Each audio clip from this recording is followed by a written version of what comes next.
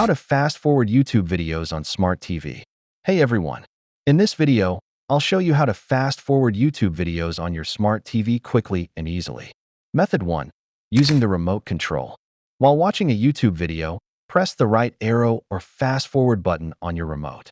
Each press will jump the video forward by a few seconds. Hold down the button to fast-forward continuously.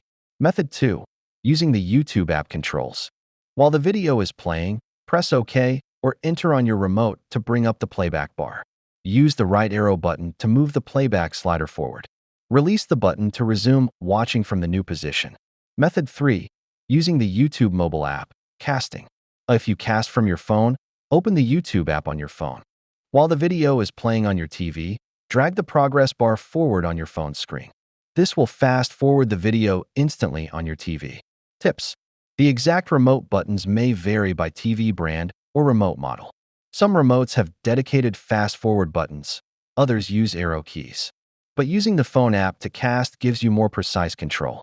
Thanks for watching. If this helped, don't forget to like and subscribe for more Smart TV tips and tricks.